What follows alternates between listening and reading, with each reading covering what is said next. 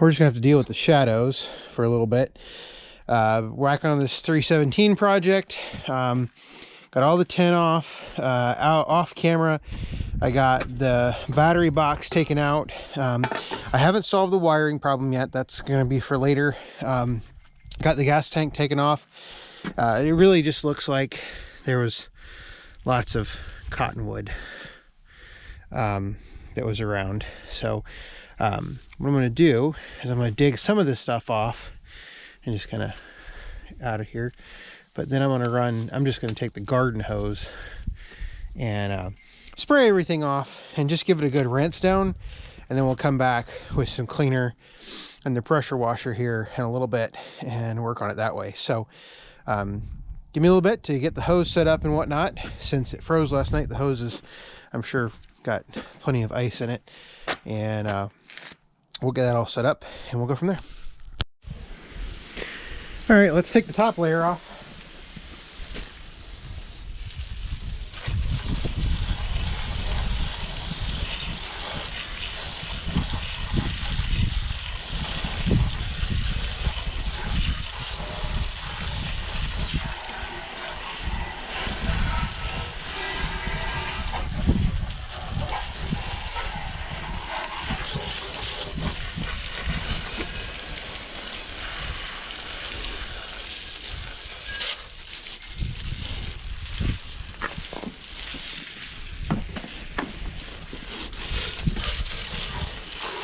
Actually, this stuff's coming off pretty easy.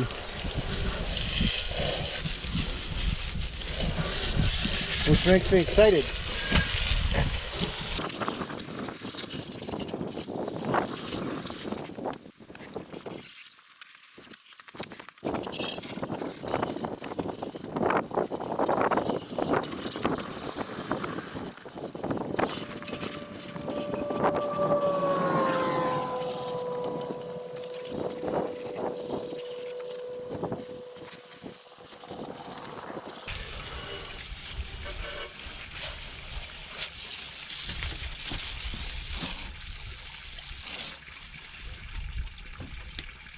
All right, that takes the top layer of crud off. Well, let's hit it with some degreaser. So I haven't done a video on it yet, but Super Clean sent me, this is not Super Clean, but Super Clean did send me some stuff to try out, and I will actually get to that here in a couple of weeks. We're going to try out some different Super Clean products in terms of cleaning machines. Maybe I'll use that on the 318. I just happen to have this stuff already mixed up and it's getting kind of old, so I did want to use it. This is the stuff I've always used, and so we're going to make a direct comparison between the two. So it should be pretty fun. So my goal in this particular case is I just want in this round, I just want to get the high spots. I'm not aiming to get the machine perfectly clean or anything like that. I literally just want to get the top layer of dirt and grime off. That way I can take the engine out, take some more of the panels off, and it looks a little bit better. So I'm not necessarily trying to make it perfectly clean this round. So the cleaner I do use now, in full disclosure, is a commercial cleaner. It's not, to my knowledge, you can't go to Walmart and get it. So you can see how much crud's already coming out on the ground. But however, it will eat paint if you let it sit too long. So I'm going to wash off the concrete here, and then we'll get back, let it sit there for just a minute, and then we'll get back to it.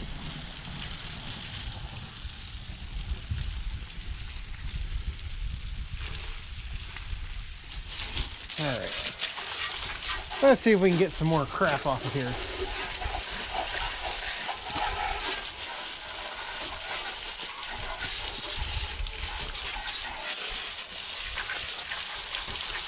Probably one of the most common questions I am asked is, what can I get wet on my machine? My philosophy is, if These machines were designed to be outside.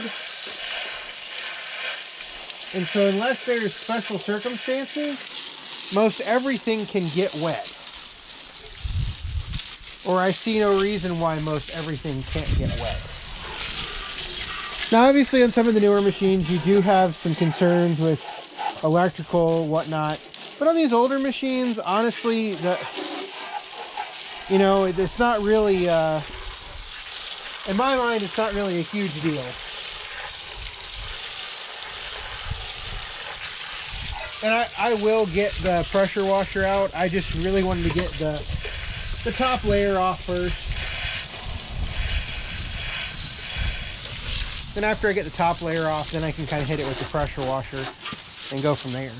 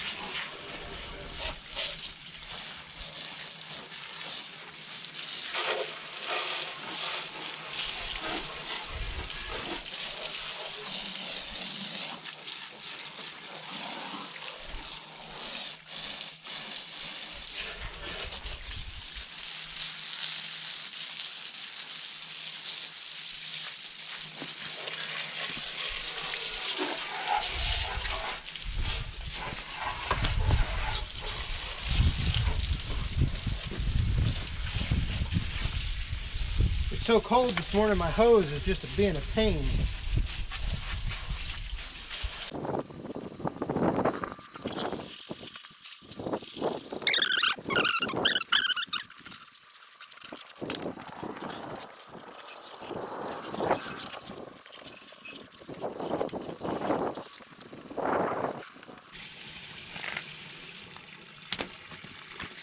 All right, we'll hit it again.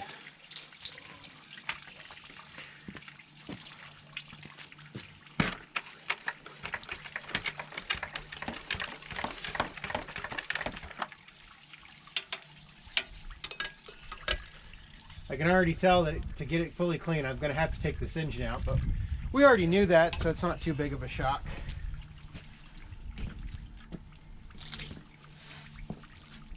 Power steering system's coming nice and clean, and I'll show you all this at the end of the video.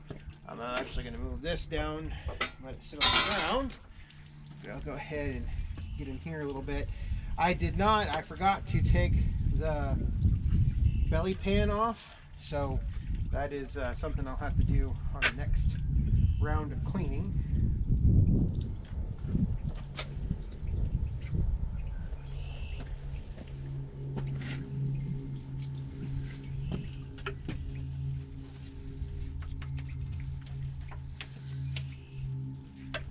Realistically, you're never going to get these things 100% clean unless you just fully disassemble them. Or at least that's been my experience.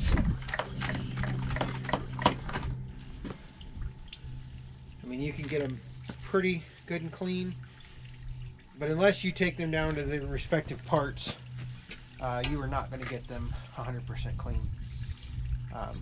That's just a fact. So, let that sit on there for a minute.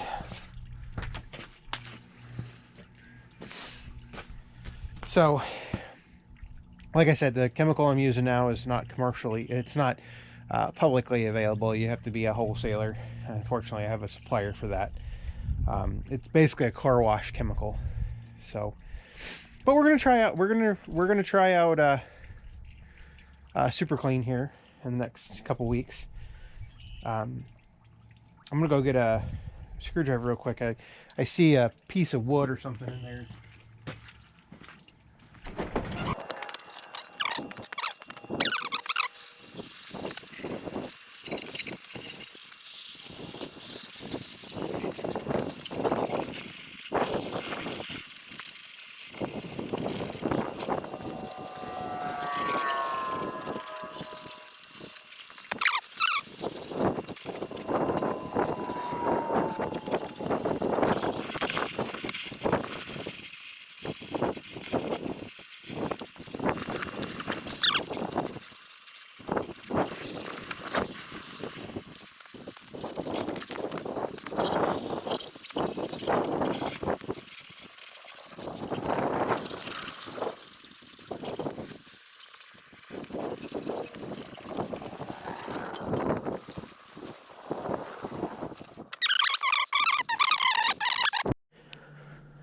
All right, after about an hour and a half or so, everything's decently dry, at least dry enough that I can work on it again. So we know how well I cleaned it, but then I finally took this top cover off, and you can see how dirty it is. So basically there's just 3 or 6 screws that hold this top cover down. This top cover is actually what pushes, it has the mechanism to push down on the relief valves. So once you remove it, the machine's a little bit harder to move around. What I'm going to do now is I'm not going to worry about this at the moment. What we're going to do is we're going to go ahead and take the belly pan off, and we're also going to go ahead and take the engine out. The engine, I feel as though, is clean enough that it shouldn't be a problem.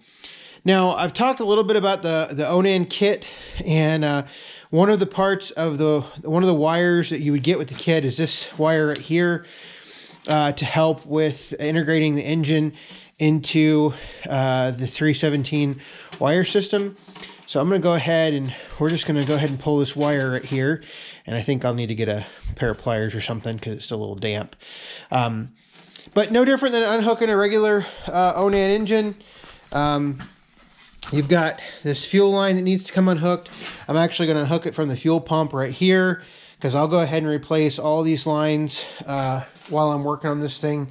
So basically all the fuel lines will be replaced all the way back here to the tank. So that will all be done. Won't have to worry about it anymore. But let me get the engine undone. There's basically just 4 bolts that hold it in, just like a 318. So that shouldn't be that big of a deal. And we'll drop the belly pan off. So I'm going to go ahead and do all that off camera. And then we'll get the engine out, and then we'll finish cleaning the frame. Well, you know what stinks? The fact that I thought I was videoing this stuff, taking the engine out, and I didn't. And it's probably the smoothest engine removal I've done in years. Literally just picked it up.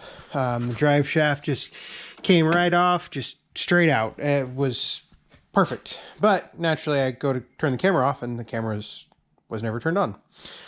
So you didn't get to see that part, which is kind of disappointing. That way I could make it seem like that's the way it always happens. So I'm going to show just a couple things here while I've got this before I get it cleaned up. This plate right here that the engine was sitting on, that is the adapter plate for the Onan. So I don't think I'm going to take this out, at least not at the moment. So I may take it out just to clean up the frame. So in fact, now, I don't know. It's just a pain, but we need to get the frame clean. So anyway, we've got all of our connections there. This will give me a chance. The reason I have not done any of the wiring yet is because I want to see where all these wires are coming from to see what I can mount back on the inside before I put the engine back in here and stuff. So that's why I haven't touched any of the wires. That's why this is still hanging out, but we'll get there. So let me get the machine back outside. Actually, I need to take off the screen, the belly screen still. And then we get the machine back outside, and we'll give it the rest of its bath. So, and probably what we'll do is we'll clean the top, and then I'll just go ahead and lift it up with the X748 and spray out the underside. And we'll just keep washing it until no more crap comes out. So I think that's going to be our goal. So let me do that. Let me get set up, and then I'll turn the camera back on, and I'll kind of maybe talk to you while I'm working on cleaning it up. All right, so the 317 is pretty clean. By no means perfect. I don't think it'll ever be perfect, but I think I got most of the grease and grime out of the front here. I don't have to worry about that. I got all of the crud around the transaxle and stuff all cleaned up. This panel right here is actually extremely difficult to get out. You basically have to take that Lovejoy coupler off on this fan right here in order to get it out. So I didn't take that off. But I think the next thing I'm going to do is I'm going to go ahead and change the transaxle fluid, because I was moving it around with the loader today and I actually dented the filter. So I'm going to go ahead and do that. That'll be in the next video. I'm also off camera. I'm going to go ahead and grease everything. I'm going to grease the front spindles, going to grease the drive shaft, anything else that needs to be greased, the brake axle or the brake shaft. Been a long day. Brake shaft and a couple other things, I believe, that need to be greased. So I'm going to go ahead and do that. I'm just going to do that off camera. But I think the next thing for me to do is just change the transaxle fluid, and then we'll start working on the wiring mess. Probably the next video it'll be wiring as well as changing the transaxle fluid. So I think that's it for this video. Not a whole lot happened in this video other than cleaning, but it does look much cleaner, much happier with it, and now we can kind of move on with putting it all back together. I figure I would show you the engine. So the way that they adapted this Onan was to, well, I don't know where I was at when I was talking. I think I was transitioning from the machine over to the engine before the battery died on the camera. So the way they did this Onan kit was they had to adapt the rectifier into the voltage rectifier, voltage rectifier into the 317 harness. So that's done here. And they also had this shaft adapter right here that bolted onto the flywheel that goes in the traditional 317 drive shaft. So this drive shaft's in pretty good shape, but it looks like it's the replacement with the grease zerks on it. So the original, I don't believe, didn't have grease zerks, or maybe it did. I've never really spent much time in these older machines, so I know there's a replacement style drive shaft, and that might be the replacement style. So, but yeah, I'm going to do all that, and then we'll, after I get done with the tractor part, then we'll put the engine up on the table, and we'll take all the tins off and get it nice and clean, and then start putting it all back together. So, hopefully this is a worthwhile project. Thanks for watching.